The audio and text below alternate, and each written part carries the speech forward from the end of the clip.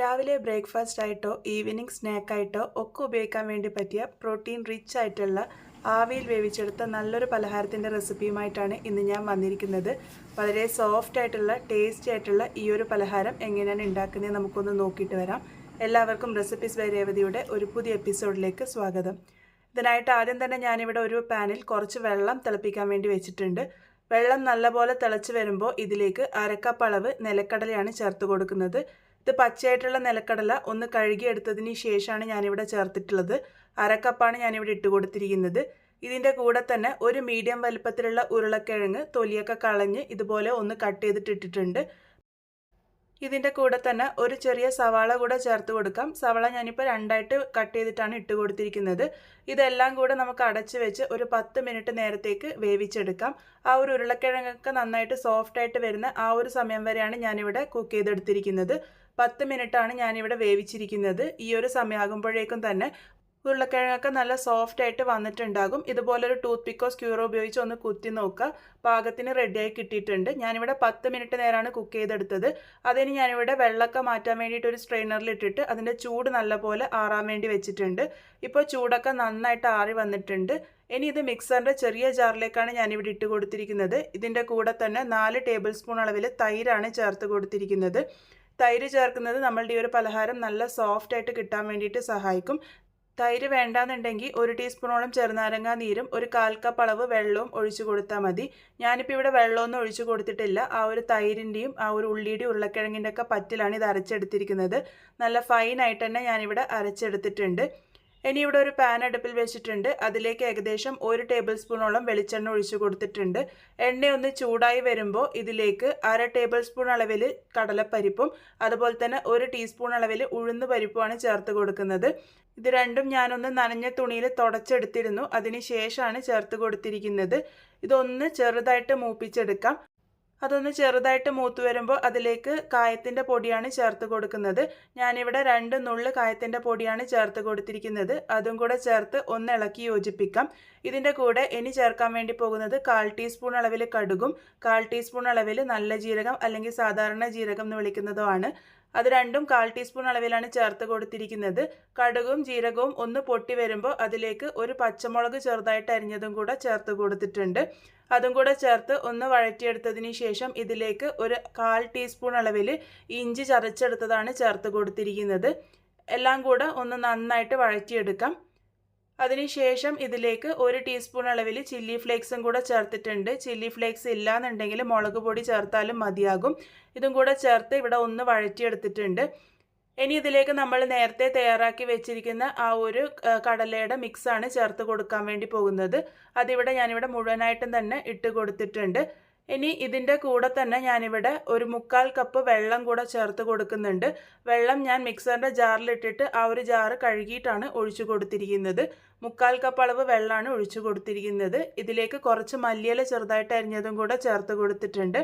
എല്ലാം കൂടെ ഒന്ന് നന്നായിട്ട് മിക്സ് ചെയ്തെടുക്കാം.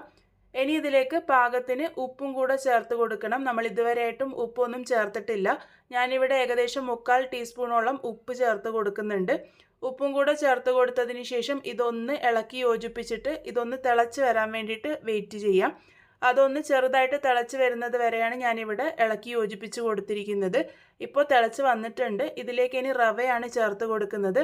ഞാനിവിടെ 1/4 കപ്പ് അളവ് റവയാണ് എടുത്തിരിക്കുന്നത്. വറുത്തതോ വറക്കാത്തതോ ആയിട്ടുള്ള റവ ഉപയോഗിക്കാവുന്നതാണ്. ഞാനിവിടെ വറക്കാത്ത റവയാണ് ഉപയോഗിച്ചിരിക്കുന്നത്. 1/4 കപ്പ് അളവ് റവ മുഴുവനായിട്ടും തന്നെ ഞാനിവിടെ ഇട്ട് കൊടുത്ത് ഇളക്കി യോജിപ്പിച്ച് കൊടുക്കുന്നുണ്ട്. നല്ലപോലെ തുടരെ ഇളക്കി കൊടുത്തുകൊണ്ട് മിക്സ് ചെയ്തെടുക്കുക. റവ കുറച്ച് സമയം കഴിയുന്തോറും കട്ടിയായി വന്നുകൊണ്ടിരിക്കും. അതിങ്ങനെ പാനിൽ നിന്നൊക്കെ റിലീസായി നല്ലൊരു ഡോ പരുവത്തിലാകുന്നത് വരെയാണ് കുക്ക് ചെയ്തെടുക്കേണ്ടത്. ഈ ഒരു പാകത്തിനാകുമ്പോൾ നമുക്കിതൊരു പാത്രത്തിലേക്ക് മാറ്റി വയ്ക്കാം. ചൂടൊക്കെ ഒന്ന് ആറി വരട്ടെ. ചൂടിപ്പോൾ ചെറുതായിട്ട് ആറി വന്നിട്ടുണ്ട്. ചെറുതായിട്ടൊന്ന് ചൂടാറി വരുമ്പോൾ നമുക്കിത് നല്ലപോലെ ഒന്ന് നീഡ് ചെയ്തെടുക്കണം. എങ്കിൽ മാത്രമേ നമ്മളുടെ കൂട്ട് നല്ല സോഫ്റ്റ് ആയിട്ട് കിട്ടുള്ളൂ. അപ്പോൾ ചൂടിപ്പോൾ ചെറുതായിട്ട് ആറി വന്നപ്പോൾ ഞാൻ കൈ ഉപയോഗിച്ച് നല്ല പോലെ തന്നെ ഇവിടെ നീഡ് ചെയ്തെടുത്തിട്ടുണ്ട്.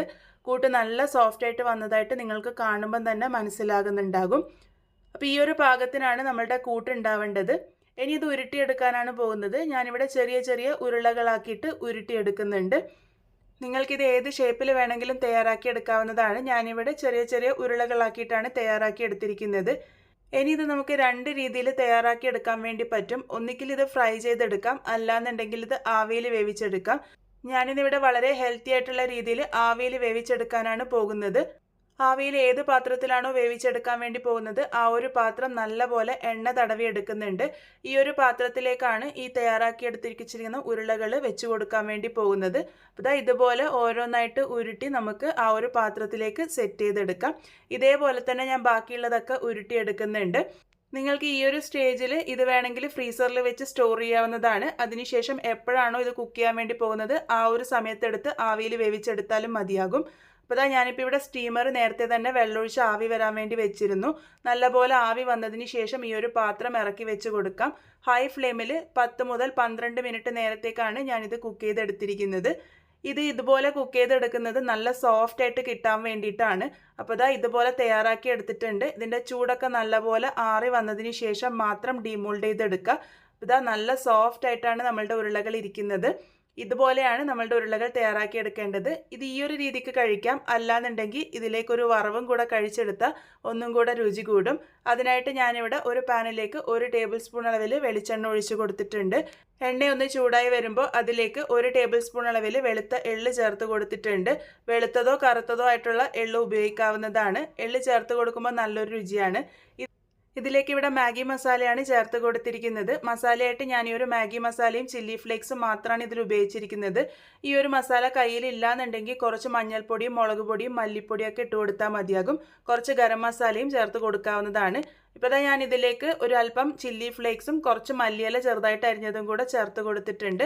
എല്ലാം കൂടെ നന്നായിട്ട് മൂത്ത് വരുമ്പോൾ നമ്മൾ തയ്യാറാക്കി വെച്ചിരിക്കുന്ന ഉരുളകളും കൂടെ ഇതിലേക്ക് ഇട്ട് കൊടുക്കാം. എന്നിട്ട് ഹൈ ഫ്ലെയിമിൽ വെച്ചിട്ട് നല്ലപോലെ ഒന്ന് സോട്ട് ചെയ്തെടുക്കാം. ആ ഒരു മസാലയൊക്കെ ഇതിൽ നന്നായിട്ട് കവറായിട്ട് വരണം. ആ ഒരു സമയം വരെ മാത്രം ഇത് സോട്ട് ചെയ്തെടുത്താൽ മതി. ഒരുപാട് അങ്ങനെ മൊരിയിച്ചെടുക്കേണ്ട ആവശ്യമൊന്നുമില്ല. ഒരു മസാലയൊക്കെ നന്നായിട്ട് കവർ ചെയ്ത് വരണം. ഒരു 2 മിനിറ്റ് നേരത്തേക്ക് മാത്രമാണ് ഞാനിവിടെ സോട്ട് ചെയ്തെടുത്തിരിക്കുന്നത്. ഇതിപ്പോൾ പാകത്തിന് റെഡി ആയിട്ടുണ്ട്. നമുക്കിത് സെർവ് ചെയ്യാം. വളരെ ടേസ്റ്റി ആയിട്ടുള്ള നമ്മളുടെ പലഹാരം ഇവിടെ റെഡി ആയിട്ടുണ്ട്. നല്ല സോഫ്റ്റ് ആയിട്ടാണ് ഈ ഒരു പലഹാരം ഇരിക്കുക. ചട്നിയോ സോസോ ഉപയോഗിച്ച് കഴിക്കാവുന്നതാണ്. രാവിലെ ബ്രേക്ക്ഫാസ്റ്റ് ആയിട്ടായാലും ഈവനിങ് സ്നാക്ക് ആയിട്ടായിട്ടും അല്ലെങ്കിൽ കുട്ടികളുടെ സ്നാക്സ് ബോക്സിൽ കൊടുത്തു വിടാനായാലും ഒക്കെ പെർഫെക്റ്റ് ആയിട്ടുള്ള ഒരു റെസിപ്പിയാണ്. എല്ലാവരും എന്തായാലും ട്രൈ ചെയ്ത് നോക്കൂ. ട്രൈ ചെയ്തതിന് ശേഷം ഫീഡ്ബാക്സ് ഒക്കെ പറയാൻ വേണ്ടി മറക്കരുത്. വീണ്ടും ഒരു നല്ല റെസിപ്പിയുമായി വളരെ പെട്ടെന്ന് തന്നെ കാണാം.